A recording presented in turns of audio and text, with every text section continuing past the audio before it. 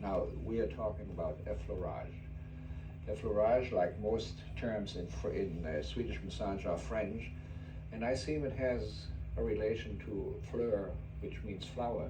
So consequently, it is generally a light stroke. The main thing that has to be observed in effleurage is that the hand is always conforming to the contours of the body. So you want to have the greatest possible contact. What this requires is that your hand is used like a sculptor's tool.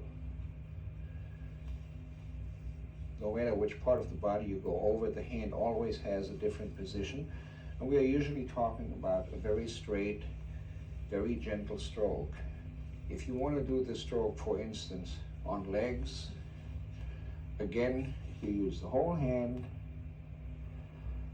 go very gently about it.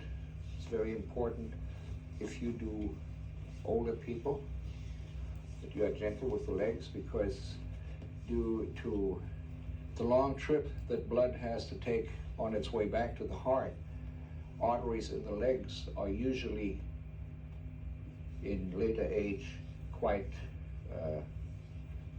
brittle, or at least quite worn out. So that it's very important to use a gentle stroke. Now, effleurage is not limited to real gentleness in stroking. You can also use it and go a little bit deeper. Now, if you go deeper, you probably will use a thumb or some other fingers to make an impression, whereas the hand is still there. In fact, what you also can do, by standing up your fingers, you work with your fingertips and see how the hand is actually following the contour, while the fingers are almost like a plow going in there and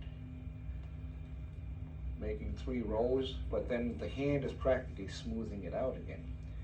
Now, these are moves that you would use if somebody is extremely sensitive, but if you want to start making the body used to the pressure that will be coming later.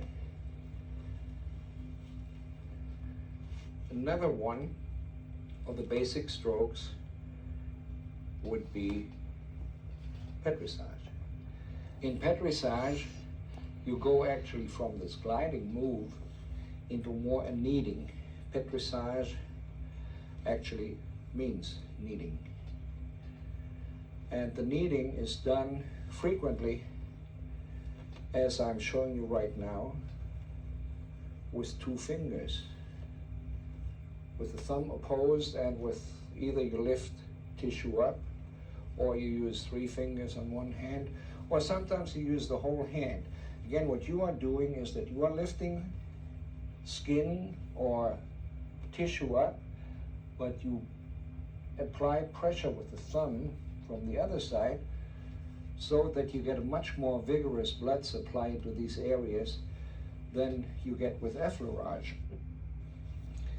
And on the back, there is of course a big question whether there really is such a big difference between effleurage and pétrissage, because you can also achieve pressure by pushing the muscle tissue against the underlying bone structure. And in one case, you use your fingers to enable you to knead. In the other, you use the surface of the bones, and you can't do just as much kneading. And in fact, for the long muscles of the back, for the sacrospinalis, this kneading is extremely effective if you use the balls of your hand, the heel of your hand, because it is not as strenuous on you. You have a very wide area with which you apply pressure, and you have a very strong bony substance, especially in the area of the ribs, so that you can definitely exert pétrissage by using not this pincer grip, but by using your hand and the surface underneath. Of course, if we get into areas here like the trapezius, it's very obvious that this pétrissage grip comes naturally. And It comes frequently out of an effleurage move, which then ends up in this area, and you get a little bit deeper and let the trapezius know who's boss. Classic pet massage, that's the pincer grip, is especially effective on the legs, where of course the shape of the muscle in itself lends itself to that pincer grip, either one-handed or two-handed. And whenever you are working on legs, make sure, or arms for that matter, make sure that you are going in the direction towards the heart. Otherwise you'll counteract the normal blood flow, and the blood has enough problems to getting back from the legs to the heart for recirculation.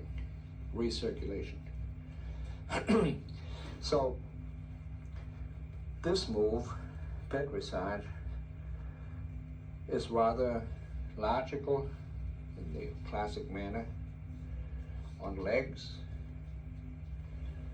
and on any fleshy area, like buttocks for instance too.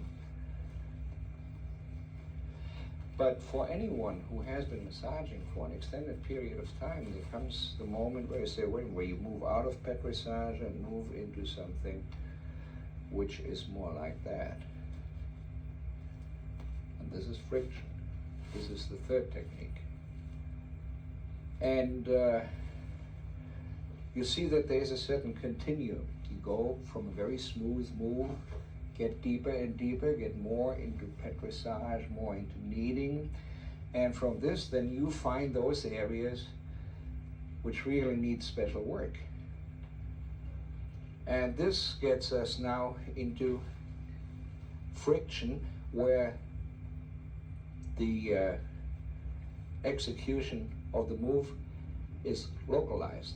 In other words, in pet massage, you notice we were moving around. There's hand over hand pet massage if you want to cover an area in a hurry.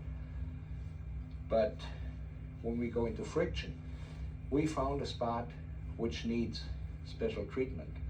As you massage and use the techniques of effleurage and pet massage, you notice that there are knots on the body, and that there is the tendency of the hands to do their own thing, moving from one technique into the other.